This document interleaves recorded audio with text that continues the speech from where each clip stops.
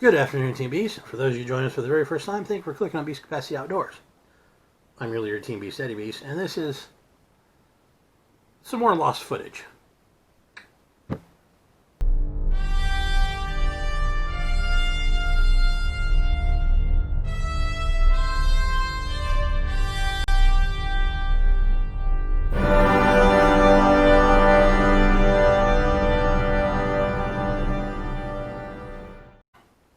More lost footage or forgotten footage. Like I said, 2017 was the year that I getting into doing YouTube. So it wasn't camera. Yeah, it's the same camera I'm using as I did back then as I'm using now. But yeah, I learned a lot of the different settings and lighting and yeah. So what you're gonna see is the very first Beast Capacity Outdoors YouTube channels food recipe how-to thing. So let's get to it. Take it away.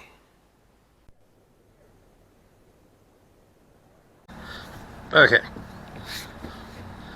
first outdoor kitchen cooking test. Hey guys, hope you can hear this, otherwise I'll overdub it.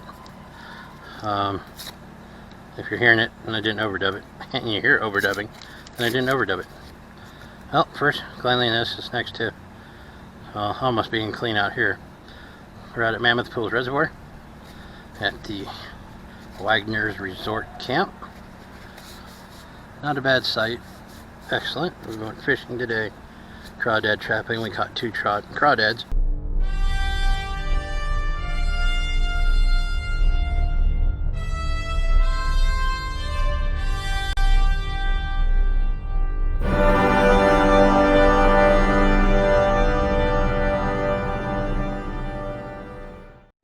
Today we're doing camp cooking, but it's not cooking. Just, yes, I don't have a bowl, so we're going to put it in the red copper here. But what we have here are some ingredients. This is not part of the ingredients. Don't worry about it. Ignore it. Okay, what I did is put everything in a food saver bag for freshness. Keeps the veggies out of the water. Keeps the water from getting fouled, so I can still drink the water. Ice cold water. Vacuum sealed everything. This is the cilantro. You cut the stalks off that you don't use, and then you take what you're going to use, you put them in here, you seal it up. Works wonder. Same thing with the limes that you are going to use for this. And because of the altitude that we're at, they don't stay tight, because vacuum seal, as pressure is released, as you go higher, or it's lesser or more, that kind of stuff. As you go up, it gets higher, pressure gets lower. As you go lower, pressure gets higher. So, here's the ingredients. For this one, it's all mild. It's a fresh salsa, and you can do this at your camp. Now, you can do this in one of those super big, heavy-duty freezer, like 1 gallon bags, 2 gallon bags. I mean, for this recipe, 2 gallon bag works the best. And you can use the pot, open the 2 gallon bag, and put all your ingredients in, zip it up, and then you mush it all together, and it works. Plus, no dirty dishes. With this, we're gonna have dirty dish. Because I didn't bring a big bowl that I can throw in the ice chest. So what we're going to start out with this one, it's diced green chilies, 2 cans, and they're mild. Diced red tomatoes, a couple of onions, 3 small bunches or 2 large ones of cilantro, and the juice of a lime or 2, plus garlic. Let's start this. We're going to start with the can of tomatoes.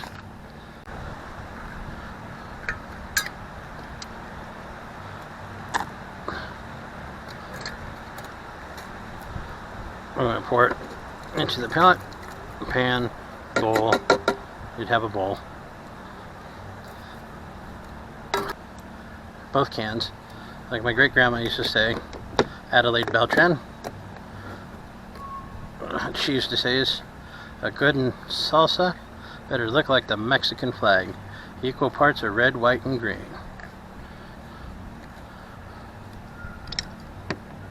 Now, we are camping. we don't have salt out here, but you don't need salt. Salt is bad for you. There's already plenty of salt in the tomatoes, the garlic, the chilies, plenty of salt. Don't need any extra. Anyhow, okay. Garlic. You can get the squeeze. You can get the large jars. What I did is we keep this with us all the time, and we just keep adding to it. But just take it and squeeze. Yep, the juice is good for it. There you are. It's about 3-4 tablespoons, oil and all. And then I'll start with the cilantro. I'll use the onions last. They make me cry. I put that back. Now I don't have a chef's knife with me. I got a big, I don't have a sentoku, but I have a yaginaba. But, some pine needle. But I don't have my Japanese vegetable knife with me today. I forgot it at home. Now this is a little wilted. It's been in the ice box, but that's okay. Take that all out of here. If you're a cilantro fan, you want every bit of cilantro you can get. Now some people, from what I understand, are genetically predispositioned not to like cilantro. It's a genetic thing, I guess, where those that are right now going, nasty cilantro. You were genetically predispositioned in your genetic makeup to not like cilantro. But you can't have a good salsa without cilantro. Cut this up. It doesn't have to be fine. Nice rough cut's okay. You know, if you like it a little finer, then chop it up a little more. I usually have like I said, a nice Japanese vegetable knife, a nakiri that I use. I like the stems in it. Gives a little extra flavor because cilantro can be sweet, and the stems add a little bit of bitterness to it, but still cilantro. So you get a good balance. Now we're going to take all this, move the lid. Yes, there's a lot of liquid in there, but that's okay. This will take up a lot of liquid.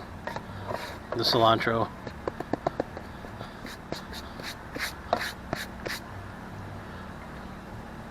will take up a lot of liquid.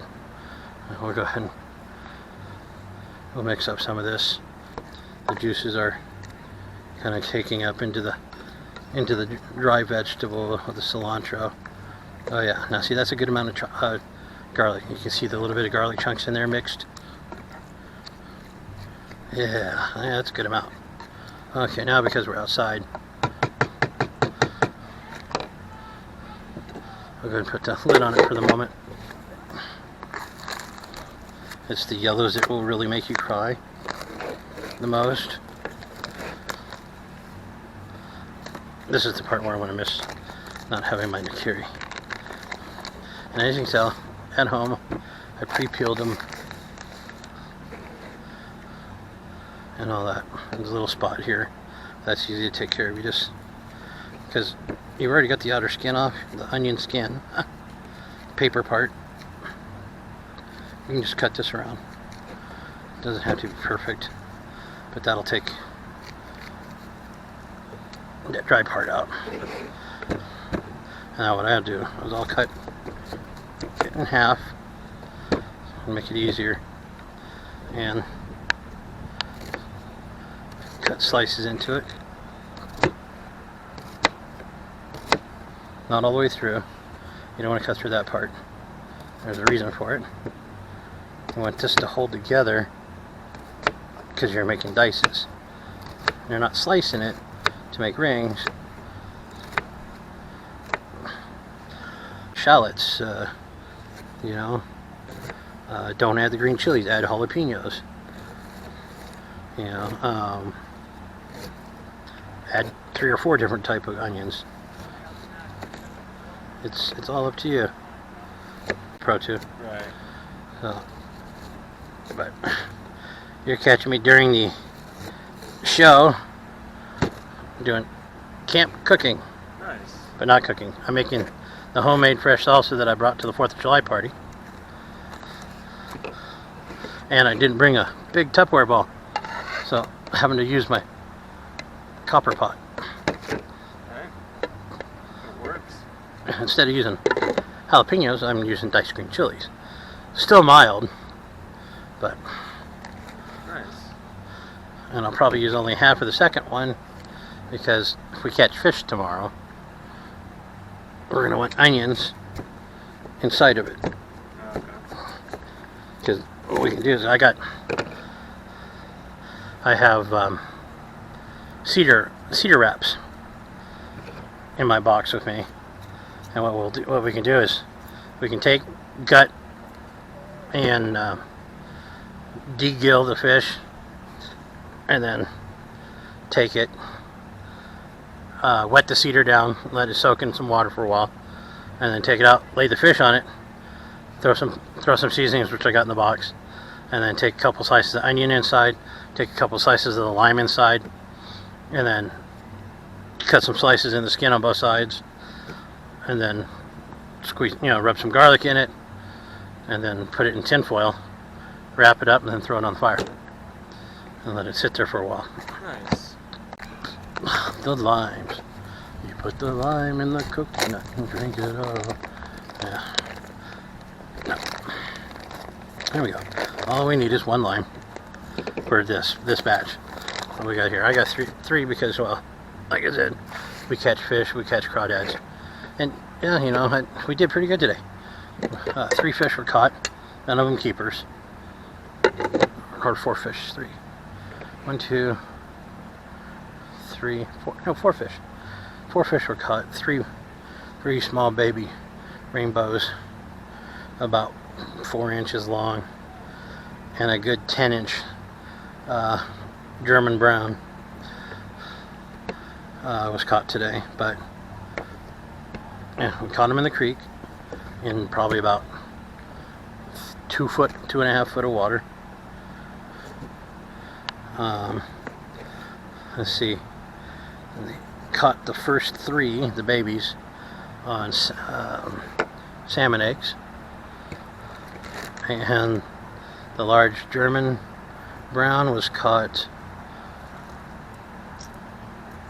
We're just squeezing the lime in here.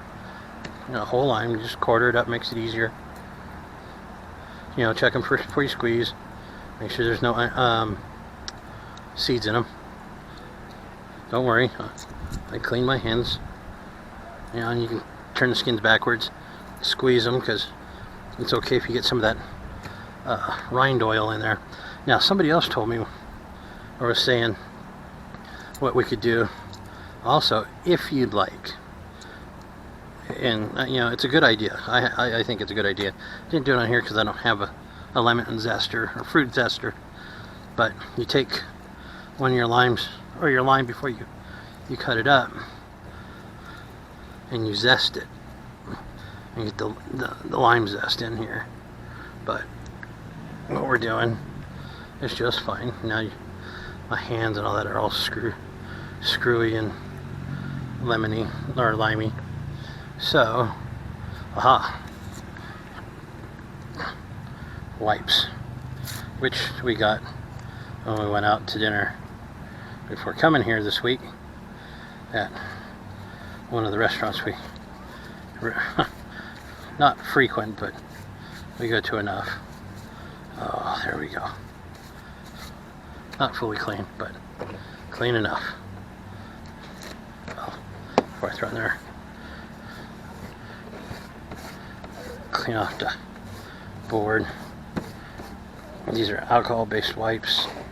No scent, no lotions, no nothing. It's just the basic finger towel alcohol-based ones that you get from restaurants. And so we put that up there for now. Wipe this down. There are bears out here, so we got to keep it clean. No smellies of food. that would entice a bear to come and partake of your dinner. No yogis and boo-boos. So, keep the trash, and then, okay, once again, we'll mix this up. Once again, like my great-grandmother said, if it ain't equal parts red, white, and green, it isn't a true salsa. Well, there you go. Just like that, just mix it up. Now your best bet, you let it sit for a day, or at least, make it in the morning, put it in your fridge, ice chest, whatever, wherever you're at, because you can do this at home too. And let it sit for a few hours before the party. And there we go. We're done. Now, you can put this on anything. You can put it on eggs, you can put it on steak, you can put it on fried chicken, salads, anything. But there we go. Alright. That's it. We'll cover it so the bugs don't get into it. We'll let it sit for a little bit. Be ready for dinner tonight. Have a good one, guys.